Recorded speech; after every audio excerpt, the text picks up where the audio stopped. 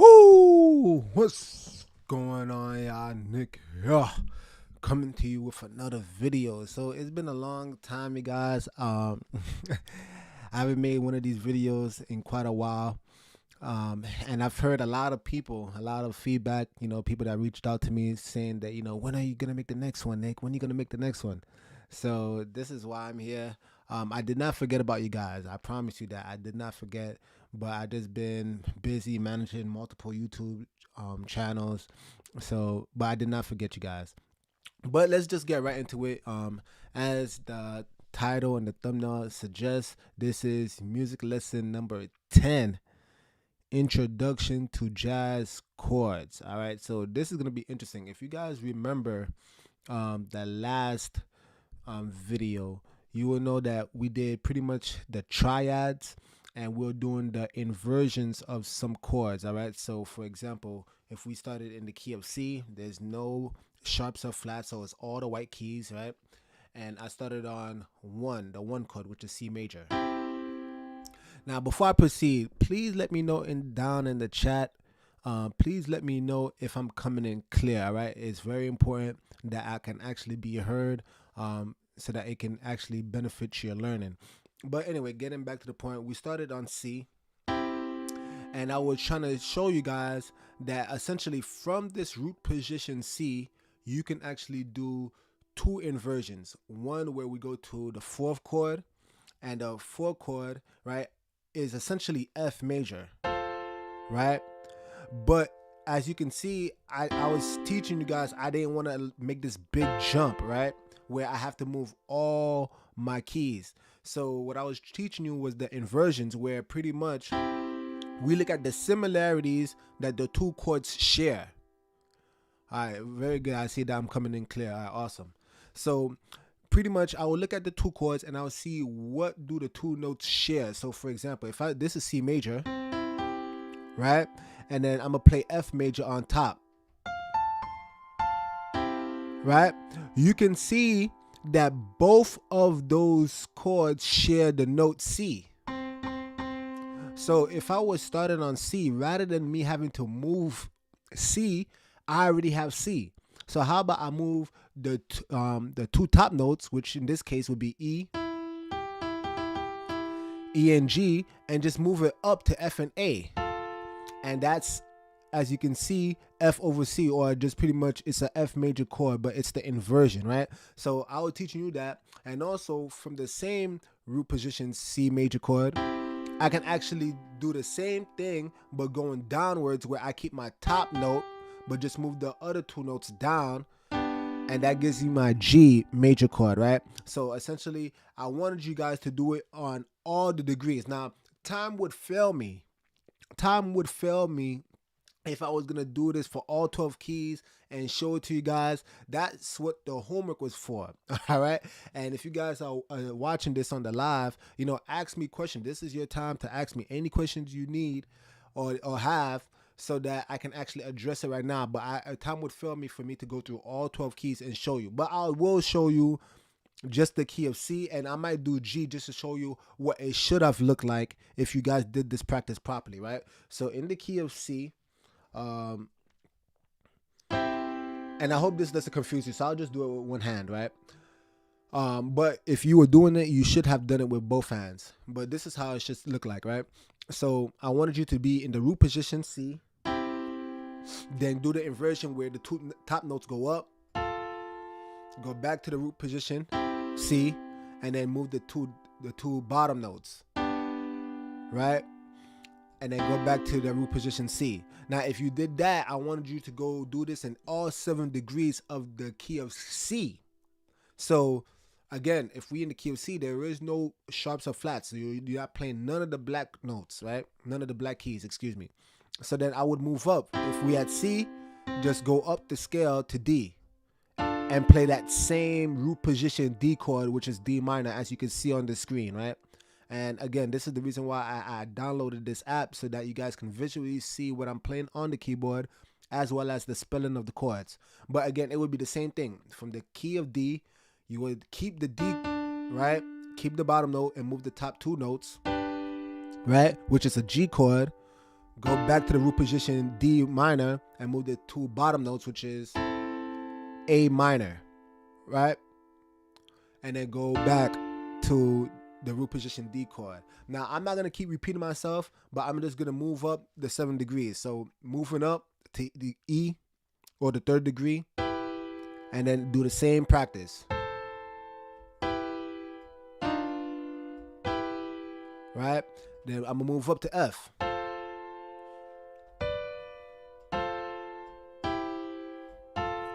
Then I'm going to move up to G.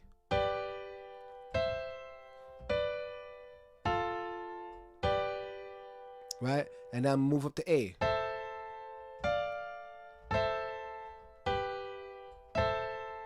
Then I'm going to do B diminished, which is the 7th.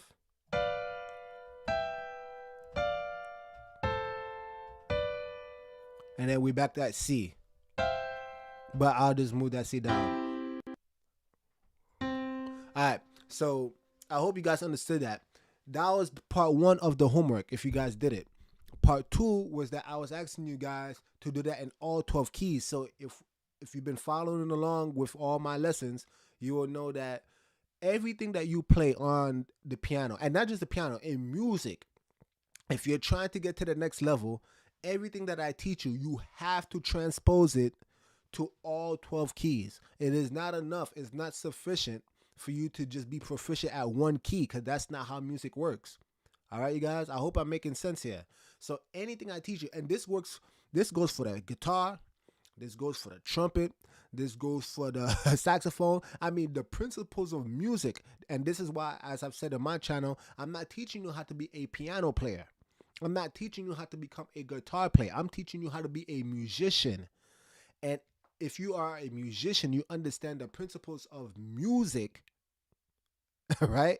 So everything I'm teaching you, you can literally apply to any instrument that you're playing.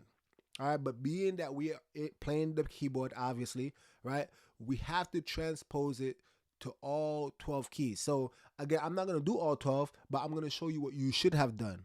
So I've taught you the circular fifths. So you will know that if we're in the key of C, that the circular fifths pretty much shows you what's the next scale you should have learned or apply whatever you're learning. So if this is the key of C, once again, right, C would be considered degree number 1. 1, 2, 3, 4, 5. So we see that 5, right? The 5th degree of C is G. So therefore, now the new scale that we should be applying everything we're learning would be the key of G. All right, so I'm going to just play the key of G real quick.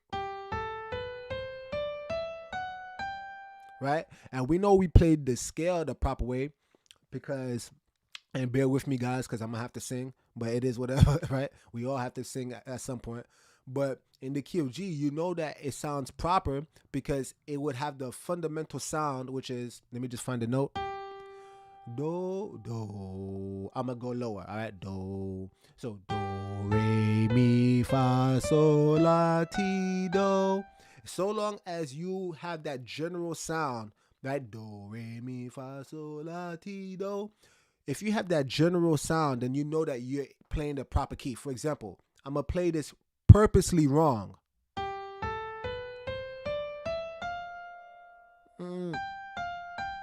It sounds a bit off, right? I purposely did that to show you that in the key of G, it is not F natural. Remember that, right? It is F sharp, right? So that's how you know we introduced our first sharp, etc., etc. But anyway, let's just do this quick practice. Again, I'm going to do the same practice I did before, but now in the key of G, right? So, right, keep the bottom note, move the top 2, back to the root G, and keep the top note and move the bottom 2. Right? And now move up the degree.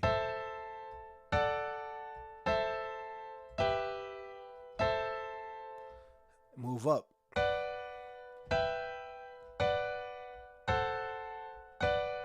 And now move up.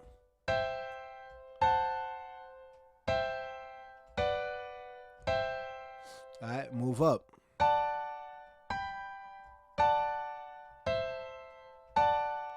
Now E minor.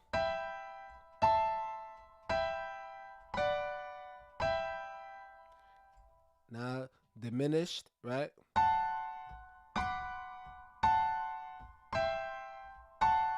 And now we back to G. All right. Again, if there is anything that you guys are lacking, if you need me to explain it even further, please, again, this is the time to chime in. Let me know. Or if you're watching this, watching a rebroadcast, put it in the comment section down below. But I hope I'm explaining this as clear as possible. But essentially, you should have done that in all 12 keys, all right? That was the homework. And that's the reason why, too, I was a little bit hesitant to move forward, because believe it or not, a lot of people, I know you want to get to the next stuff. I know you want to just have fun, play some of your favorite songs. If you guys didn't notice, I was playing Alicia Keys' Diary in the beginning of the stream, right? I know you want to get to all that nice stuff, but you gotta master the basics, all right? I'm telling you, you guys gotta master the basics. But if you did that on all 12 keys, then as I promised, that was gonna be the introduction to jazz chords, all right? Now, jazz chords, again, we purposely building on the previous lessons for a reason. Jazz chords are not that hard to understand as people may think. It really is not. All the jazz chords are is you start introducing what we call the seventh, right? In other words, so in music, I broke it down to you before. There's three components, right? There's melody, harmony, and rhythm. We're obviously in the harmony section, right? When we play two or more notes. The first classification of chords we learned was the triad. That's the basic form of chords. It's 3-note chords. When you get to jazz, rather than 3, right? Hence triad. Now we start introducing 4 chords. That's all it is. When we start introducing 4 and above, and this is a very oversimplification, guys, but generally speaking, that's pretty much what it is. It's pretty much a 4-note chord. Once you start entering 4 notes, then we start entering the realm of jazz. All right.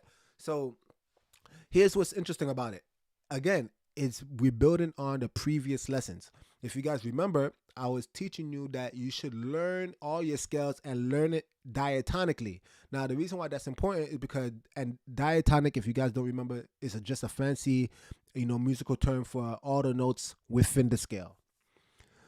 When we were building the triad, I was telling you the easiest way for you to understand it was skip every other note within the scale. All right, I'm going to say this one last time because, again, if you can understand this, everything starts to compound on itself and it becomes very simple. In order to build a triad chord, within a scale, we would skip every other note within that scale. So, again, if we in the key of C, right? Basic, right? All the white keys. When we did the C triad or the C major chord, right? It was C. I would skip D to go to E. I would skip F to go to G. And all I'm telling you today is that essentially, in order for you to start playing jazz chords, you're going to do the same exact thing. You're going to skip every other note within the scale again. But this time we're going to have 4 notes comprised of the scale. So now instead of playing A, we're going to skip A to go to B. And now let's play it all together. And you can actually see it on the screen, all right? Look at that name of that chord. It's called C major 7. When you start entering the 7th chords and above, I'm going to teach you eventually there's 9s and there's 13s and all this other stuff. But when you get to the major 7 or minor 7 or whatever 7th chord, that's when we enter in the realm of jazz. So let's hear how that sound. Wow, wow, wow. Doesn't that sound very pretty? I'm going to play that one more time. Woo! That sounds smooth, man. If you guys are playing that, I know that sounds smooth already. I know that sounds smooth. But on a serious note, that's all it is. That's literally all it is, guys. So it's not hard. Sometimes you hear some of these tracks from your favorite artists on the radio and you're thinking like, man, those chords sound real smooth. They sound real pretty. Yeah, that's because they're entering the realm of jazz. Now, again, I'm oversimplifying it, right? I'm gonna teach you inversions, because the same way there's inversions for the triad chords, which we learned, that's gonna be another lesson. I don't want to overload you, but that's essentially what it is. You're just skipping every other note. You're doing that. You playing 4 notes, and then you start entering the realm of jazz. So I'm gonna play the triad, and then I'm gonna compare it to the jazz chord, and I'm gonna show you the difference between the two. So this is the C major triad. I'm gonna play it one more time,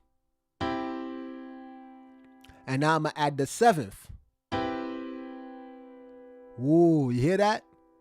I'm gonna play the triad one more time, and now let's hear the 7th. I hope you can hear the little subtleties of that sound, but it makes a big difference. It makes it sound more full.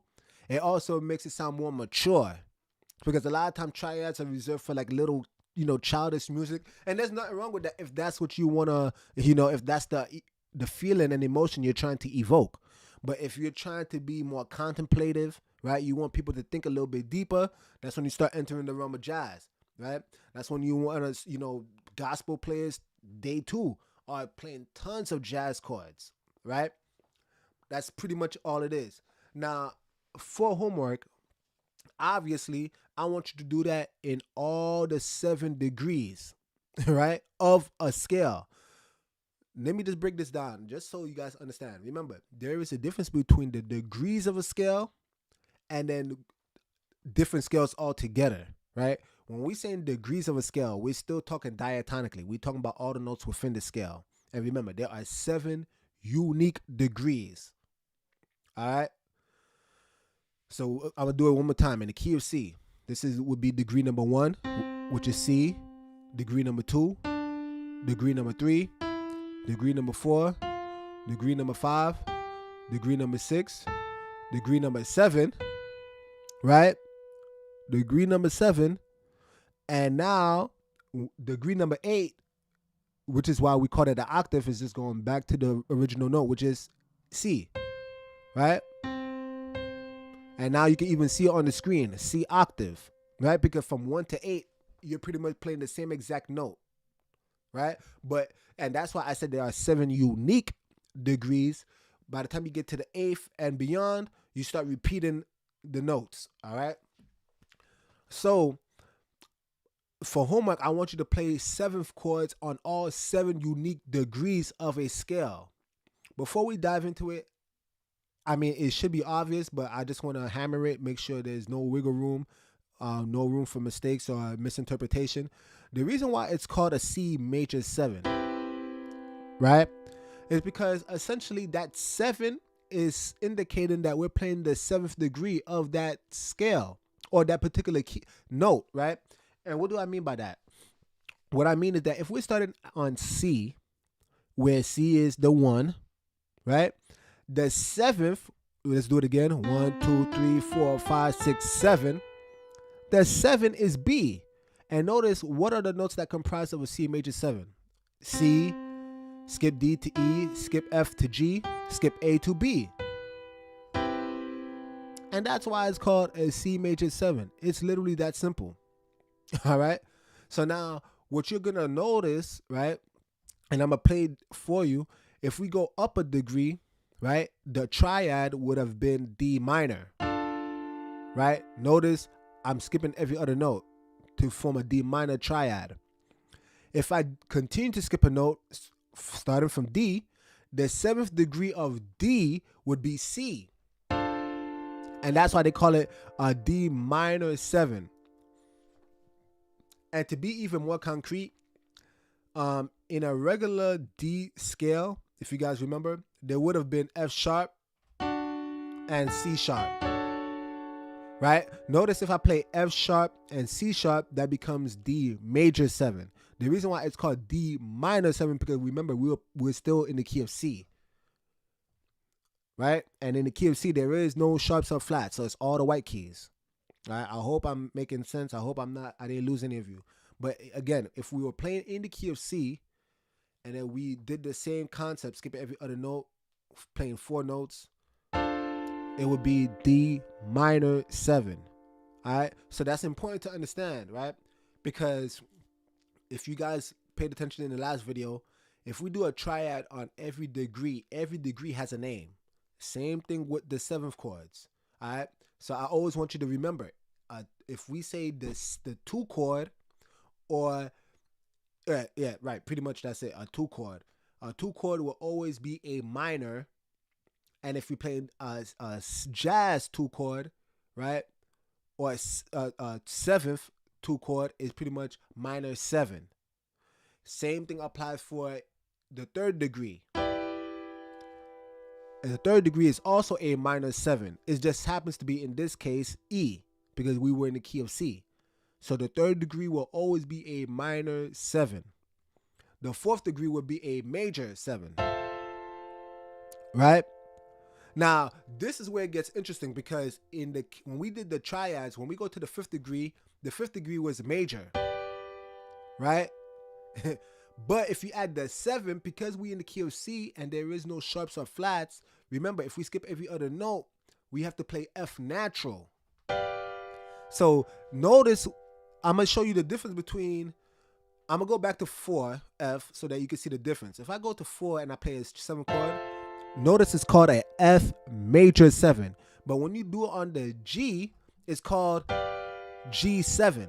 They don't have major there. That's because that's what we call a dominant chord. All 5 chords in jazz is called G dominant. All right? That's extremely important. All 5 chords are always dominant chords. Now, all that pretty much means is that the 7th chord, because for you to actually understand it, let's get into the actual theory, right? In a natural G scale would sound like this. It would have that F sharp in there before we get back to G. And the F sharp in the case of C, the F sharp in the case of G is actually a 7th, right? I'm gonna count it for you guys. 1, 2, 3, 4, 5, 6, 7, and then 8 back to G. Now, because jazz chords operates in sevenths, a dominant chord, what they're pretty much saying is that the 7th note is flat. Because again, in the case of G, if we were in the key of G, we would have to play a F sharp, right? And notice it says G major 7.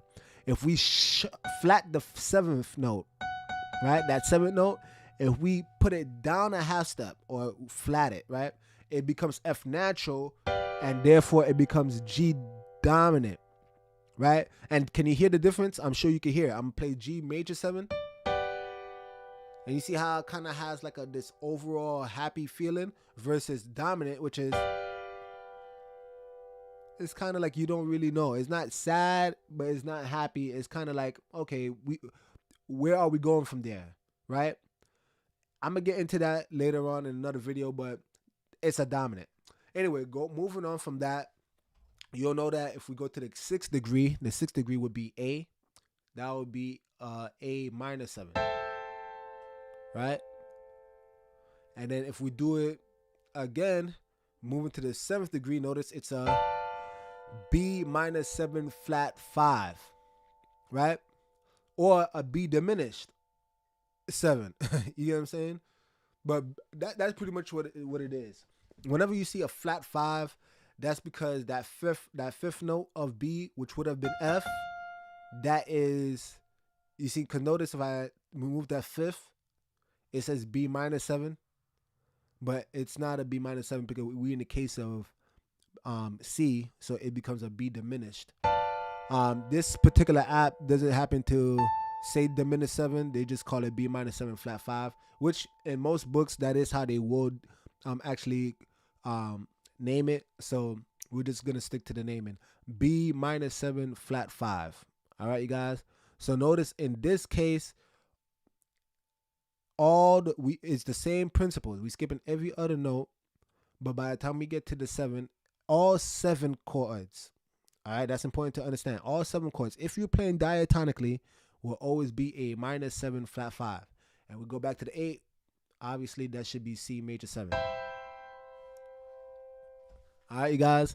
that is a lot. It may not seem like that. You might think to yourself, "Oh, okay, I'm pretty much doing the same pattern, and I'm just moving up the key, or moving up a degree within the scale." Please do not diminish this, guys. Uh, truth be told, there's many of you who want to get to the jazz chords, and may not even have mastered the triads. So do not diminish this. This is extremely important. This is extremely important. I want you to actually remember the naming. Like if I tell you what's a two chord, I want you to. I don't want you to think about it. No, no, no. I want you to quickly say, "Oh, it's a minor seven, right? That D is a minor seven." I want you to just be able to get there real quick. If I say what's a fifth chord, no, it's a it's a dominant seven, right? Right? I want you to get this, you guys, because this is extremely important, and I don't want you to think that it is not. Also, just to make this live stream a little bit, just to make this live stream a little bit more interesting, I actually want to play something for you guys. All right, so bear with me real quick. But you guys saw that I was playing that Alicia Keys song in the very beginning. So I actually want to show you guys, you know, how it would actually sound. So let's see if we can actually find this real quick.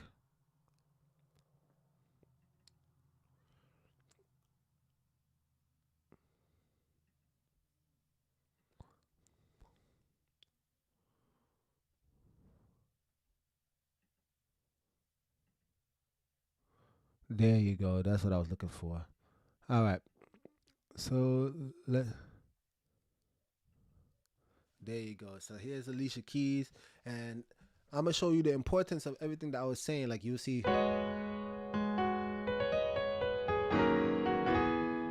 right?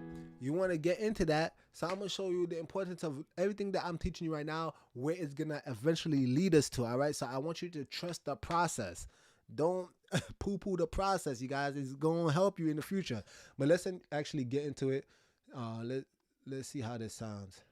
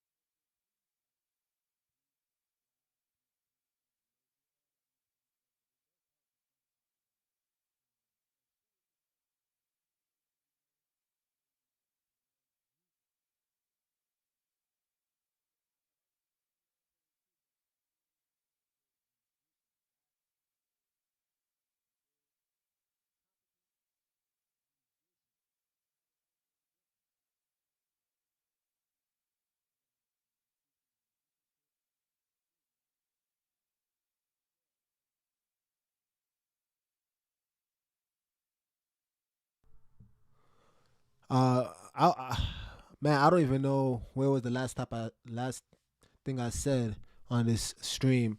I heard someone said they couldn't hear me, but I'll just repeat it. If you guys enjoyed everything that you guys heard, please like, subscribe, comment down below, do all that stuff. Everything that you heard me play regarding the Alicia Keys song was me just pretty much trying to motivate you guys, and hopefully you guys can actually be able to be inspired, because again, music is meant to be fun. And all these things that I'm doing right now, you're gonna dread it if you do not actually see the potential moving forward. Hey, Sister Nanette, bless you. I bless you dearly. I'm glad you came through on the live stream. If you guys find these videos helpful, please, again, share with anybody that want to increase in their musicianship. Again, although you see me playing the keyboard, if anybody knows me, you know that I play the saxophone, but all the principles I'm teaching you on these videos, right, they are applicable to any instrument that you choose to learn. And that's the reason why I say I'm not trying to build piano players or saxophone players or guitar players. I'm trying to build musicians. These principles are principles of music. All right, you guys. So once again, please practice as much as possible. And I do, trust me, I do read the comments. All right, guys. So if all of you are asking me, when you're going to put out the next video, that actually motivates me. It really does, because I'm pretty much putting out all this information that a lot of people spend thousands of dollars to go to college and learn this type of information, and I'm literally just giving it to you guys for free. That's something I wanted to do, to give back to, just the people of the Most High. But anyway, with that being said, you guys, I'm over and out. Let me see this. Oh, hallelujah. Josiah, Alicia are listening and learning. Hey, I'm glad you guys are taking it in. I would love. Here's the thing. If anybody also knows me, here's one thing that would really make me so, what's the word? Joyful. I'll be overjoyed. If anybody knows, you kind of see me sometimes on service. You might see me on stage playing the piano. If there's anybody that ever gets so proficient to the point where they can actually take me off that piano,